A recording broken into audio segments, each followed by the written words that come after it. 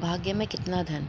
Please like and subscribe. एक आदमी ने नारद मुनि से पूछा, मेरे भाग्य में कितना धन है।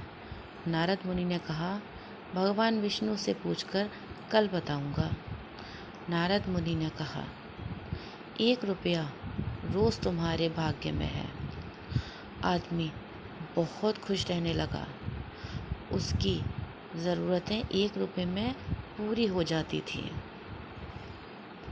एक दिन उसके मित्र ने कहा, मैं तुम्हारी सादगी, जीवन और खुश देखकर बहुत प्रभावित हूँ और अपनी बहन की शादी तुमसे कराना चाहता हूँ। आदमी ने कहा, मेरी कमाई 1 रुपया रोज़ की है, इसको ध्यान में रखना। इसी में से ही गुज़र बसर करना पड़ेगा तुम्हारी बहन को। मित्र ने कहा, कोई बात नहीं, मुझे रिश्ता मंजूर है। अगले दिन से उस आदमी की कमाई 11 रुपया हो गई। उसने नारद मुनि को बुलाया कि हे मुनिवर, मेरे भाग्य में 1 रुपया लिखा है, फिर 11 रुपये क्यों मिल रहे हैं। नारद मुनि ने कहा, तुम्हारा किसी से रिश्ता या सगाई हुई है क्या। हाँ हुई है।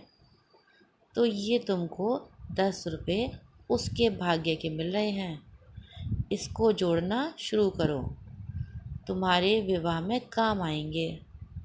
एक दिन उसकी पत्नी गर्भवती हुई और उसकी कमाई 31 रुपये होने लगी। फिर उसने नारद मुनि को बुलाया और कहा, हे मुनिवर, मेरी और मेरी पत्नी के भाग्य में 11 रुपये मिल रहे थे, लेकिन अभी 31 रुपये क्यों मिल रहे हैं। क्या मैं कोई अपराध कर रहा हूँ। मुनिवर ने कहा, यह तेरे बच्चे के भाग्य के 20 रुपये मिल रहे हैं। हर मनुष्य को उसका प्रारब्ध भाग्य मिलता है। किसके भाग्य से घर में धन दौलत आती है हमको नहीं पता, लेकिन मनुष्य अहंकार करता है कि मैंने बनाया, मैंने कमाया, मेरा है, मैं कमा रहा हूँ, मेरी वजह से हो रहा है।